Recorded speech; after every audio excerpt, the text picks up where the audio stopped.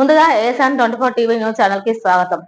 Kunamneni Sambasivarao CPI Kothagudem MLA Himath Nagar Makhdoom Bhavan లో ఏర్పాటు చేసిన ప్రెస్ మీట్ లో మాట్లాడుతూ తాను టూరిజం డెవలప్మెంట్ చేయాలని చేసిన మాటలను ఏపీ సీఎం చంద్రబాబు నాయుడు వక్రీకరించారు. ప్రభుత్వం వద్ద నిధులు లేకపోవడం వల్ల టూరిజం ద్వారా నిధులు సమకూరుతాయని తాను చెప్పానని అంటూ ఏసాన్ 24 టీవీ న్యూస్ హిమత్ నగర్ ఎక్కువగా లాభాలు వస్తాయి, ఎక్కువ ఉపాధి కల్పించబడేటువంటిది కాబట్టి టూరిజంని డెవలప్ చేయండి అని చెప్పారు తప్పితే దాన్ని కొంతమంది మరి ఉద్దేశపూర్వకంగా చేస్తున్నారా, ఏదైనా నిందలు ఏదైనా చేస్తున్నారు తెలవదు.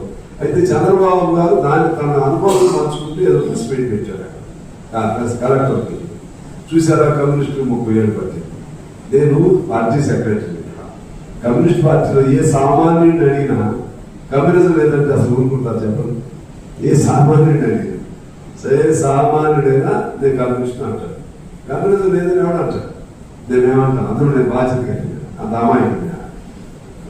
అప్పుడు అతను అన్నాడని చెప్తూ టూరిజాన్ని ప్రాధాన్యత ఇవ్వండి చెప్పింది. మీరు మనం ప్లే చేసుకున్నా మీకు అర్థం అవుతుంది. కొంతమంది దుర్బుద్ధితో అలా చేస్తున్నారా, అమాయకులు చేస్తున్నారా, అవగాహన లేకుండా చేస్తున్నారా నాకు తెలవదు. దీనిపైన క్లారిటీ ఇవ్వాలని మీ ద్వారా నేను ఇప్పుడు కూడా చెప్పేది ఏంటంటే, కమ్యూనిజం అనేది ఇది ఎవర్ లాస్టింగ్ ఐడియా. నేను ఎప్పుడు ఏం చెప్తా, మనుషుల కాదు కమ్యూనిజం ఉంటుంది, మనిషి కోసం పుట్టింది ఎప్పుడు చెప్పేవాడిని నేను. ఆ క్రమంలో టూరిజం చైనా ఉంది, టూరిజం ఎంకరేజ్ చేయట్లేదు. టూరిజం ఖర్చు లేదు కదా, దాని మీద ఎక్కువ లాభాలు రావడానికి ఇది గవర్నమెంట్ మీద డబ్బులు లేదు.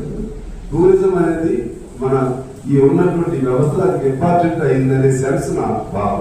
అది మీరు అర్థం చేసుకోవాల్సిన అవసరం ఉందని చెప్పి తెలియజేస్తూ, అదేవిధంగా జర్నలిస్టుకు సంబంధించి నేను రిపీటెడ్గా చెప్పాను.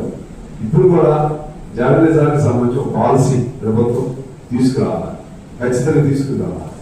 ఆల్రెడీ సుప్రీంకోర్టు ఏమిచ్చిందో జడ్జిమెంట్, సుప్రీంకోర్టు సంబంధం లేకుండా పేదవాళ్ళ కింద ట్రీట్ చేసింది.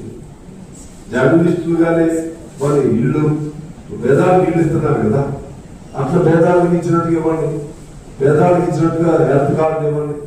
జర్నలిస్ట్ అని పేరు పెట్టి ఎమ్మెల్యే అంటే ఇవ్వద్దు, జర్నలిస్టులు కూడా ఆ పేరు పెట్టి ఇవ్వడం అనేది న్యాయం కాదు. దానిపై నేను మొన్న వాయిదా నిర్మాణంలో మాట్లాడాను.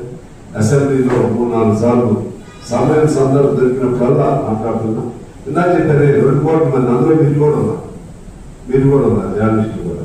సో ఆ విధంగా జర్నలిజానికి కూడా పాలసీ తీసుకురావాలని చెప్పి నేను కోరుతూ మీ అందరికీ హృదయపూర్వక ధన్యవాదాలతో నేను ముగిస్తున్నాను.